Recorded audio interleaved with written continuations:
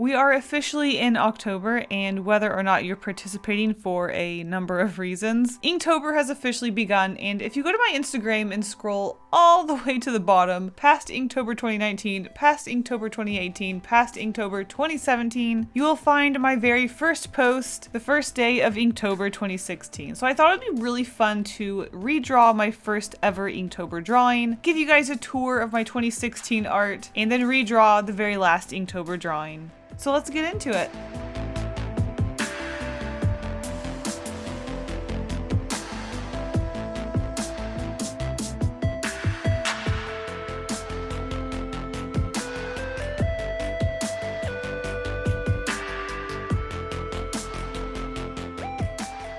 To keep the mystery alive of the spooky season, I thought it would be fun to actually go into this first drawing without showing you guys what the original drawing looked like. Now, you did see a little tiny preview, a little tiny thumbnail when I showed you my Instagram feed. So if you zoom in and enhance on those 20 pixels, you can get a small comparison. But I just thought it would be fun to maybe go into this and see how I draw now and then compare it to my old version. Now, the first drawing that I am redrawing actually ended up very similar, and I don't think that necessarily means that I haven't improved over the past 4 years. I think it just means that I have found a way of drawing certain animals and certain characteristics that I really like and has kind of stuck with my art over the years. And I'm also just very excited for you guys to go on this tour of my 2016 art, because unless you have really dug through my Instagram and looked at my old posts, and even if you haven't watched my old YouTube videos, you don't really see how much my art has changed. I mean, obviously it is very similar, but it has also changed quite a bit. So I'm very excited to show you guys my 4-year-old art. I think it's really fun to look at an artist and how much they've grown over the years,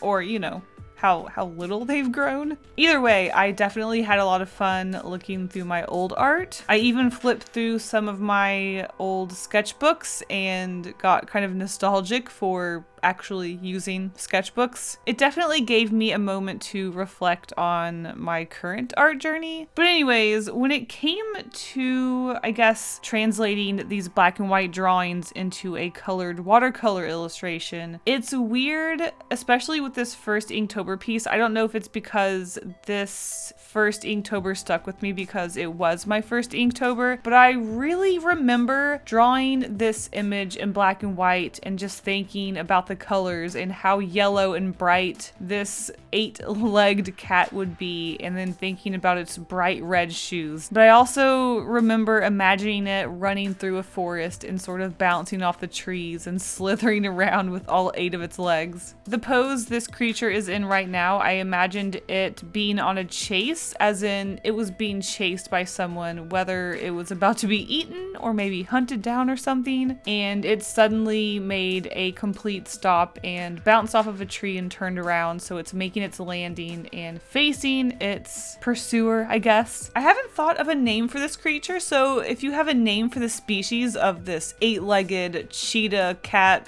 shoe-wearing animal, let me know in the comments. Cheetapede, like a cheetah centipede, or cheater, like cheetah spider. But I don't really think of spiders when I think of fast running, but it does have 8 legs. Anyways, working in my typical red, yellow, blue, and green color palette, here is our cheater.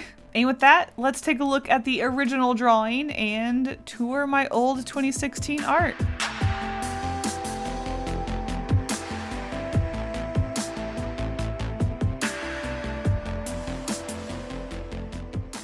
So now that we have redrawn our first ever Inktober drawing, let's take a look at what the original looked like. So here is the book I used for Inktober 2016. It is, I think, some sort of mixed media, maybe watercolor sketchbook, very thick, sturdy paper. So for Inktober 2016, before I was really getting into traditional art, I actually didn't use all ink. I used the typical Sakura Micron pens that I always use for the black parts.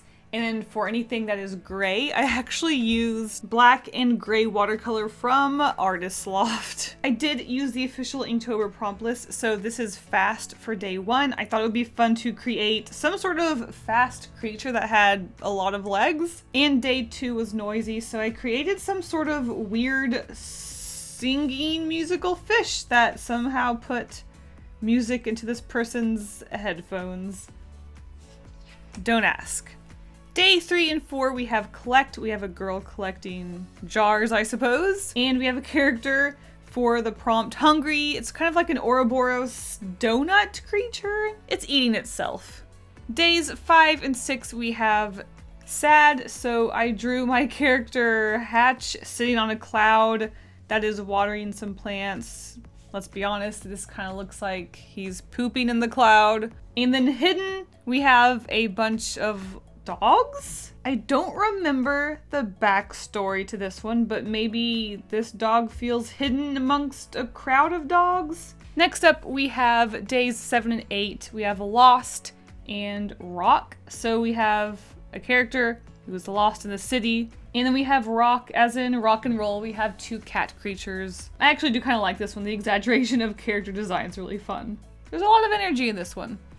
Next up, we have days 9 and 10. We have broken. So this girl has a broken heart. Looks like I was going for some sort of magical girl situation on this one. And then jump. We have a witch girl who looks like me, except with a triangle nose, jumping off of a cliff to try to learn to fly, I suppose. Probably inspired by Kiki's delivery service, let's be honest. Day 11, we have transport. We have a bunny character transporting some boxes on a scooter. And day 12, one of my favorites, something about the pose and the shape of the body, even though this is kind of an old drawing, we have worried. So I have some sort of ballerina-esque character who has some bandages on her ankle and she's looking at her thoughts, and just overall I like it. Day 13, we have a full page illustration. This one is scared. So we have a scared mermaid with a creepy dark shadow of a creature in the background who is grabbing her, and yeah. Oh, another full page. We have day 14, which is tree, and I really like this one. It's one of those that's very simple, but also very cute. I like the details. Day 15, we have relax. So we have a character just looking very relaxed. And then day 16, we have wet. So I have a sticky, drippy ghost character that's wet. Day 17, we have battle, and we have someone who is about to beat the absolute crap out of someone else with a pool noodle. And day 18, we have escape, and I remember really struggling with this one for whatever reason. When I finally came up with the silly idea that maybe someone's spirit has escaped from their body, I think that one's just really fun. Something about it is just really silly. Moving on to our next full page, we have day 19, flight, and it looks like I created a character with wings, and I think what I really liked about this one back when I drew it was the girl is wearing some sort of very transparent dress, so no nudity here, somehow, but this one's really fun. You can see how stylized my birds used to be, and honestly, I feel like I forgot that I used to stylize them like that, so something to look back on for me. Day 20 is another full page. We have squeeze, and I remember really enjoying this one because I just thought it was really silly. We have a girl and a ghost is pinching her butt and being very proud of itself, and I don't know, I just thought this one was just very silly, and I really like this one. Moving on to day 21, we have big, and for this one we have, I guess, a prince, I think, visiting maybe like the rat prince, which I really love the stylization in this one. I think is very simple and very cute. And on day 22, we have a continuation of this story. We have the prompt little. So it looks like our prince has been shrunk to size. He was too big for the chair, and now he's too small for the chair. Moving on to day 23, we have slow. So I think I represented this with maybe business for this little witch is slow. And I think the idea behind this one came from maybe like a lemonade stand for a human, and she's just looking very bored because business is slow. Next up is day 24. We have, oh, that's on that side. Day 24 is dozen, 1 dozen to be exact, and I've got a family of donuts. Day 25, we have tired, and this looks like a self-portrait. Vegging out, being tired. Day 26, we have Box. This is again one of those very simple illustrations that I just really like the concept and the way it turned out. And day 27, we have Creepy, and I guess I just drew someone being creeped out by some ghosts and some skulls. Day 28, we have Burn, and again, another self-portrait. I think at this point, Inktober was probably killing my hand. I do remember doing a convention also at the end of the month. Day 29, oh boy, we have Surprise, and this one is just, oh boy, I don't even know. We have a deer girl being surprised by a fake ghost, and we have maybe her little brother or evil friend or something in the background getting a lovely kick out of it because she was scared so much that she pooped some little deer turds out.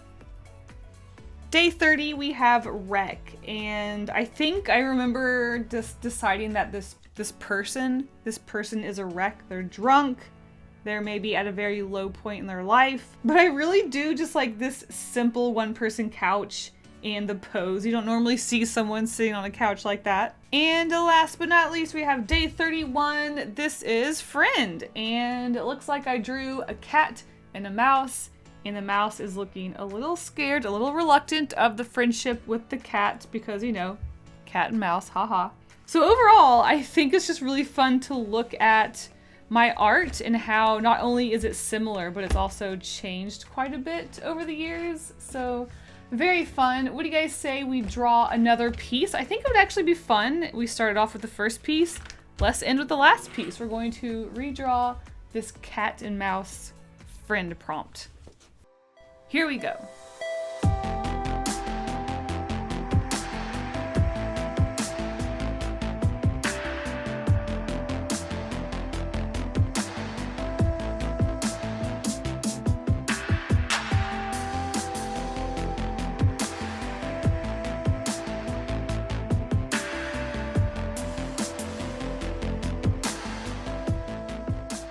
If you're wondering how I made the decision on which two art pieces to recreate from this set, I'm a very indecisive person, if you didn't know. I literally cannot make a decision. So instead of putting the numbers in a random number generator, because I would probably just keep redrawing, I decided to redraw the first and last pieces in this set because why not? Even though both pieces ended up being animals, I do think this one is obviously anthropomorphic, so it does have a more human body element to it, whereas the first piece was a eight-legged animal, so it wasn't that humanoid figure. When drawing this piece, even though it is two animals, they are human-bodied, so we are getting a representation on how I draw human bodies these days, and I think this definitely shows how my art has improved a lot better than the first piece. I do really like how my old art was a lot more shapely, a lot more geometric and simplified than it is today, but it was quite maybe too simple in the sense that my art hasn't always been in this simple geometric style. It has gone through a drastic change, especially around in 2016 when I decided to go a little bit more geometric. So I almost feel like my art has kind of reset and started over, but I really like this style a lot more than what my art used to look like. So watching my journey and looking through my sketchbooks as I rediscover a new art style and rediscover myself as an artist and an illustrator,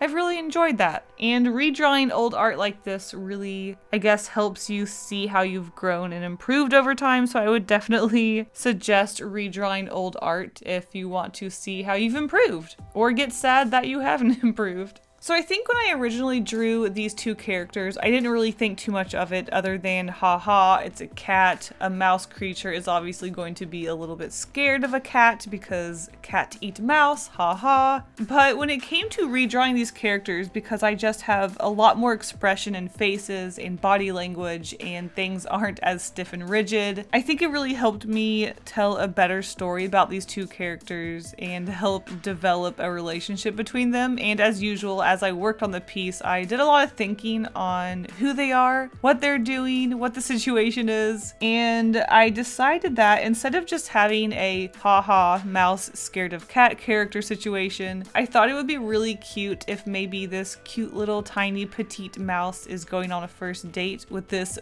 buff, strong cat lady who really intimidates her. She has a crush on her, but she's intimidated because she's big and strong. And even though it looks like her hand is threateningly around her throat, it's just because her hand is too large to go around her shoulders, so it looks intimidating, but she means no harm. When it came to coloring these outfits, because again this was in black and white, I really struggled with the colors, and overall this one had a really nice pastel, sort of bright yet earthy purpley color to it, and I really like the colors on this one. I actually painted these during a Twitch stream, and someone suggested that I give the cat 2 different color shoes, so I went ahead and did that and thought it would be really cute if maybe the cat matched a purple shoe to her shirt and a teal shoe to the mouse's dress to match on their first date. So that was just a cute little tiny detail, as well as also giving the cat earrings because I feel like the cat just needed a little bit more toughness. And I also just have to say that the leg position is just, even though previously it was a lot more stylized, it just looks a lot more natural like they're walking, and I really like this piece. It was a lot of fun to work on.